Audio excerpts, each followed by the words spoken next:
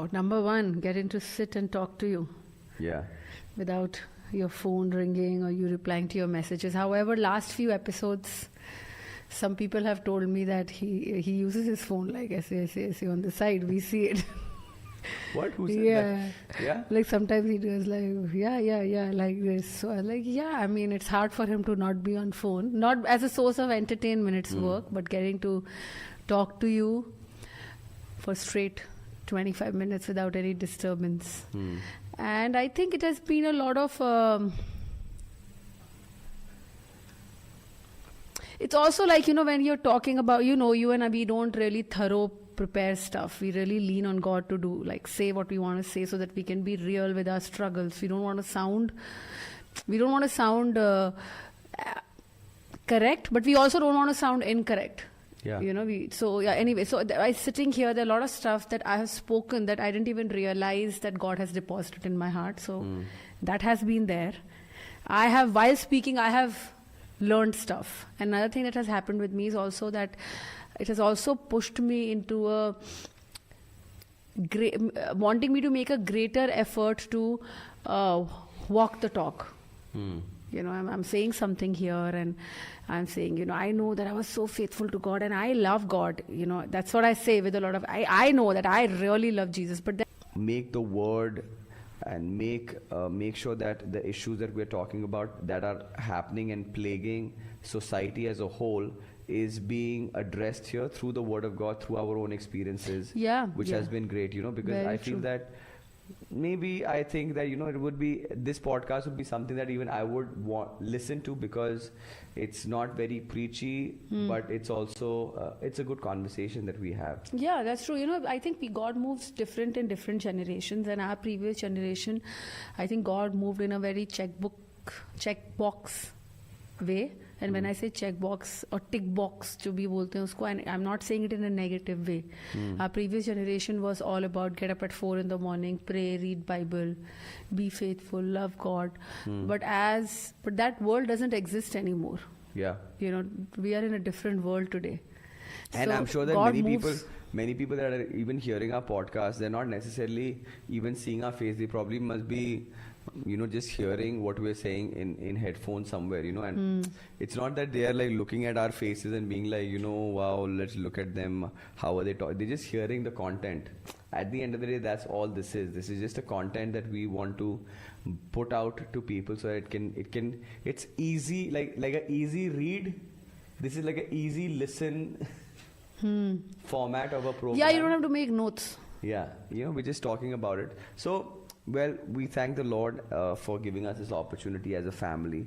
And I really felt last year when we began this podcast that it was time for the world to see how awesome my wife is also in areas of ministry. And I think this was the time to start that. And today, moving right along, we are going to be talking about the power of unity. I think it's a very important topic, and it's an apt topic for today, because today marks 100 episodes.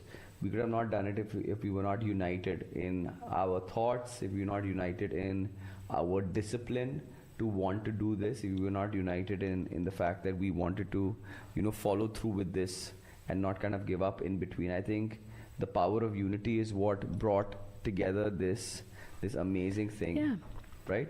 Yeah, and not just if we were not united, but also if we did not have the intention to pursue unity in the areas where we were not united, or we didn't feel united, or we were not united in our goal of being like, we have to do this. So and I think, sorry to interrupt, I think this podcast is pretty awesome, because I think me and Sneha, we have very different views on many issues when it comes definitely. to... I'm not feeling very united with him right now about the definition of interruption. It's like the second time he's interrupted me. So good. But he doesn't feel that way, no problem. Well, you did the same thing right now by interrupting me. Yeah, because no, I'm on your side. So I think that we both have very different understandings of even faith. The way we view God is very, very different, I feel.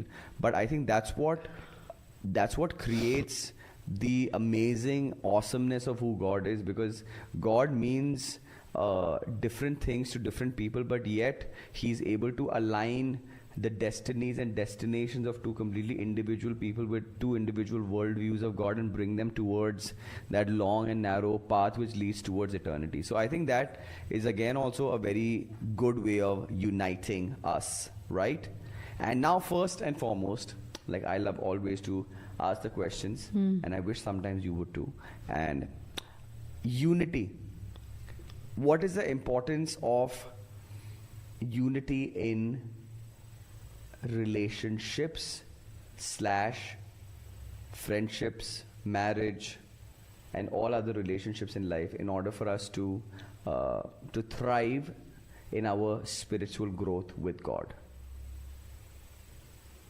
I think unity, if I might sound again hyper spiritual, but unity is what makes us like God. Because no matter what, God doesn't give up on His unity with us. And when we decide that we have to stay united in a friendship, marriage, relationship, unity in the work culture, there is this, it's like when you decide, that's the first decision you got to make. And then when situations arise where you feel like giving up on that unity and you don't, God puts you under this kind of holy pressure, like how coal goes under pressure and releases to become diamond. So because when you're put under that holy pressure, this is what happens with me. I'm just telling you from my own experiences that's when, again, it's a holy pressure which releases, which compels me to release grace, compels me to release forgiveness, compels me to release or create, let God create a capacity in me to create a space for somebody who doesn't think like me, but we are going together. Just to give you an example of friendship, my best friend, her and I, oh my gosh. If somebody would see her separately and me separately, you'll be like, you both cannot be friends. Forget about best friends. We are so different from each other. Like, I want to hear her opinion about me. Tell me, what do you think? And I accept her opinion. But her, she doesn't want to hear my opinion of her because she feels like I'm criticizing her or judging her, and that's just who she is. But at the same point of time, she's also able to give me a lot of grace. So we, in order to stay united, we have made this rule that at any point of time, if the disagreement goes to a place where we don't even feel like seeing each other's face, we are going to stop talking about it and we are going to go out for a meal. I mean, like, she doesn't live in the same country now, but this is what we used to do. So we'll just be looking outside. We were going in cab Monday and we had a very bad conversation. I said, you know what? I feel judged by you as well, blah, blah, blah. And then both of us started looking out of the window. And she's a very strong believer. She loves God with all her heart. And then we remembered, we dropped the conversation and we said, where do you want to go out for lunch?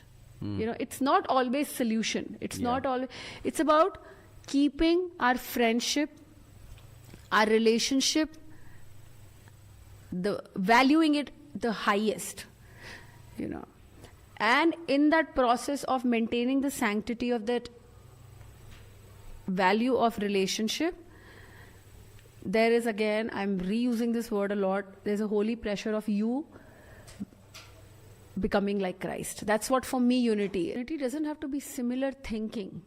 It has to be the willingness to, as I said earlier, maintain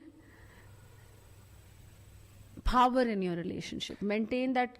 That's so true what you said. Maintain that. When I say power in your relationship, doesn't mean individual power, but to maintain that godly power in you coming together. You know what I mean? Like, when you and I are together, you and I might be thinking differently, but nobody can move us, nobody can shake us. In our previous episode also, once I said that during this time of, convention, celebration of hope, I could really see you like overwhelmed in one of the gatherings. But even before that, I had made a decision last year that I want to be that ground on which my husband stands, and everything might be shaking, but he will not shake because he's standing on me.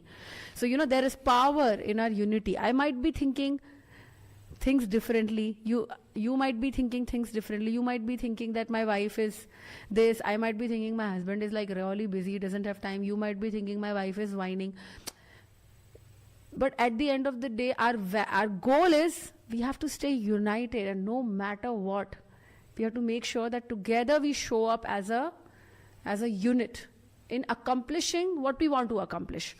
And that's another problem with unity, lack of unity, is that people don't, as a team, marriage, family, friendship, people don't set their goals. What do you want to accomplish? Yeah, I think you said a very important thing. Unity does not mean that two people are similar. Yeah. Unity means that two different people are going towards the same goal.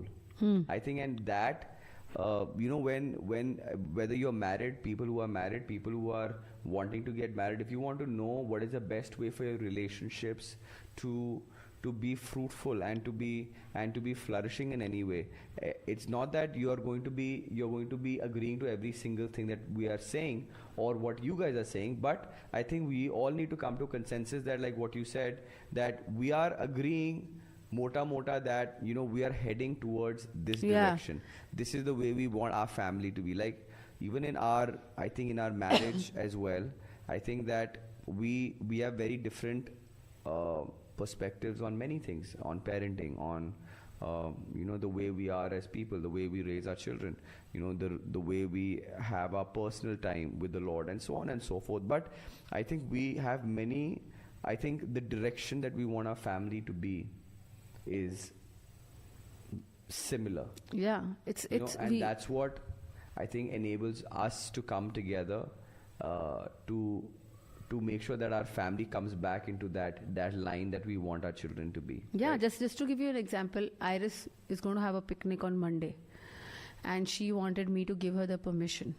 She was like, Mama, can I go? Can you please sign it? And I knew that you are not going to say no to her for the picnic. But this was just but I also want to set a tone in our house, in our household, in our family, that I am not the final decision maker. You need to understand that. And Appa is the final decision maker. So I told her that it's a yes from my side, but final decision will be made by Appa. Why? Because together, now it's not about what I think, it's about our goal together. It's not about logic always. It's not always about that in unity it will be 50-50%. I say yes, then you say, what, it's a yes from me, but Appa has to make the final decision. And we are going towards that goal together. And there has to be an understanding to be like, this is what we want to achieve. And that's why I said Appa has to make a final decision. And when she came to you, you were a little confused. I saw you were like, yeah, she can't go or what? I said, no, you have to decide. But then when she'll be 16-year-old, yeah, I will be with her all day, and she'll be after my life. She'll know that I can't make that decision. And that's where unity comes into picture. There is power. There's so much of contradiction in God's ways, contradictory to world. You have to forfeit your own power to access the power of unity in a relationship. Yeah, of self. Like, this is how I want it. This is how I think it should go. And that's when you can access the power of unity. Yeah. But because हमारा काम चल रहा है ना, life is going okay without unity. Yeah. So life is going fine only, so nobody wants to access that power. No, but I think I want to say this, that when we are united in any relationships, especially, I think we're going to go to our unity with God after this, but don't you feel that relationships, marriages, our family, we're so much happier when we are united, like when we agree on certain stupid things, like, yeah, we have to go to church together, or we have to go for family lunch. It just creates a culture where I just feel that when there's so much of and then there's a lot of disunity. No, why? It just creates a lot of tension and stress. Not that we can't have different opinions on many things, which we do, but I'm saying when there is a sense, when there is a spirit of unity, I just feel that more than hyper spiritualizing it, I just feel that there is a sense of peace in that atmosphere, in that environment. Yeah, even when unity is your goal. You know what I mean? Ek to hota hai that you're working towards unity, you're doing stuff. But then in our family, the goal is unity. Yeah. It's like, no matter what, everybody is exhausted, I am exhausted, you are, no, we have to go for family lunch because our goal, we are united people. You know Yeah. what I mean? Okay, you know, Apacha has just come back from US. We all have to go. It's a given. Apacha is leaving for US. We all have to go. It's a given. Yeah. You know, there is lunch for this. We all have to go. It's his birthday. We have to go. It's her anniversary. We all have to go. It's for given. It's you cannot be out unless you are really sick. Yeah. You know, and I think again, this is a culture. The unity is also a culture. We do things together. Which you need to cultivate. It's not Which you- easy. yeah. It's not easy to do, right? Yeah. And I think what was your sense, you know, when you came into a family like ours that are so extremely, you know, involved in other people's lives, especially the other family members' lives. So how was your experience, you know, coming into a family where I think even I see it, because when I go to other families and I see that, I feel that we are overly involved in things. So how was your, was it like it took you aback initially, or you were like, oh God, what's happening, or what was the sense?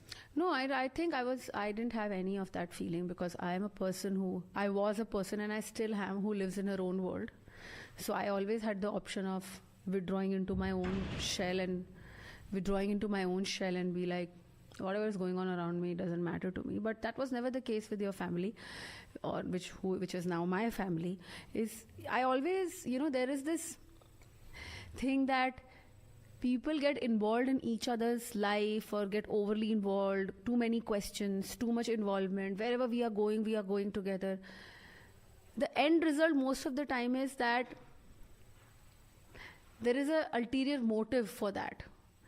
But I've seen with our family, there is no ulterior motive except for love. Have you seen? It's like if mummy, your mom, she calls me to ask me that how was my time with my mummy? What did I do? What did she make? It's never her scratching The spirit of unity in that situation. Have you had any example like that, or anything that you can think of that comes to mind? Nothing in specific, but I think I've really fallen in love with the concept of unity within the family, which was not the case earlier, not because we were four different people staying in 4 different houses, but just that concept, that culture was not there. But I've fallen in love because it just takes the stress away. Everybody is happy, you know, and it also makes me feel like a more mature person. Unity is maturity. And it also, as I said earlier, you said you don't want to spiritualize stuff, but then I don't have any other reference. Because there is nothing solid as such I was involved in Christiany or ministerial or even family wise. You know, I just had my own walk with God, and same 2-3 friends for 10 years. But it also gives you an opportunity to be selfless, as I was saying earlier. You know, when God becomes united with us, He does 100%. He has done the 100% work in order to unite with us. Yeah. The Word of God says that we are united with God in spirit, where we are one with Him. But He did the 100% work. We just responded to it. Yeah. You know, and then sometimes the other person, as a leader, in whatever regard you are a leader, you will see your team not talking behind each other's back, but you know, being upset, not getting the concept of unity. But you have to give that 100%. Even Michelle Obama said this, and Barack Obama in their interview, they said that it's all nonsense that marriage is 50% work. She showed a picture. She said, this is the picture flashed on the screen. She said at that point of time, for 6 months, I was the one who was giving 90% in this marriage, because he was busy doing his what is it called? What do presidents do? Oh. No.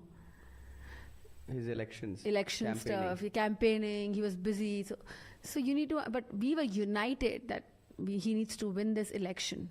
Yeah. You know. And another thing just came to my mind right now is I think when you have this sense of unity within you, even in the face of people, see, because you're going to find many people who have a difference of opinion, you know, when it comes to our relationships, when it comes to our ministry, when it comes to our work. You know, there are people who are going to not agree to everything that we say. There are going to be people that don't completely 100% believe what we believe, you know, like it could be in church, it could be in ministry. But I think when we have that sense of unity, I just feel that it keeps us in a very consciously a clear place, because we always wanted unity. They don't want that unity. Yeah, it They don't brings that agree. peace in your life. Yeah. It just there's no residue of bitterness. There's no So residue true. of That any was- other yeah. any other weird emotions, betrayal. You know, and you might be thinking that you are in the middle of a place where nobody really gives any value to unity. Well, maybe it can change when you begin. Yeah. You can be that vessel of change in the church, in your team, in your family. You know, I have been a vessel of change in my side of the family, because I have learned this whole thing of, it doesn't matter from you. It doesn't matter in long run. At the end of the day, we are a family. So it kind of has started spilling in my interactions with my family members also, and my side of the family, and they get amazed when there is a small argument between me and my dad, and when he's leaving later on, I tell the kids, hey, give him a hug, say bye to Nanu, say, Nanu, when are you going to come back? Because at the end of the day, we are pursuing unity, we are pursuing love. And I think matters more than making sure that my dad knows that when he's leaving or after an argument, that everything is secondary. So Yeah. you can be that vessel of change, and because of that change in me, I'm seeing a change in my brother Yeah. about stuff. He also lets go of easily. So I think God is a God of unity, and when you pursue that, I think we kind of imbibe those qualities, and I think you have to really let the Holy Spirit speak to you. And I think unity is such a cliche word, but it's such a substantial part of your of who you could be. If you have this spirit, if you have unity, you will not lack in doubt in relationships. If you have unity, you will not have a problem in letting go of things. If you have unity, it will be easy to forgive, and all. So unity is a very big part of what we do, and I think unity is what the Lord is looking for. That's why I think it says you can command a blessing through unity in Psalms. Wow. Yeah. Right? That's true. Yeah. Unity is unity. What do I want to say at the end? That's the beginning. If you decide to make unity as one of your values, one of your important Christian values, along with the other ones that you have, it can really change your trajectory of your spiritual life, because it will compel you to put your faith in action in the ways that you never. It will show you the opportunities to put your faith into action, which you couldn't see earlier. Yeah. So stand united, stand firm, and revival comes where there are united people. Relationships flourish where there is unity, and God is pleased with unity. So let's push forward, and thank you for watching us for 100 episodes. We love you all. Please pray for us, remember us. God bless you.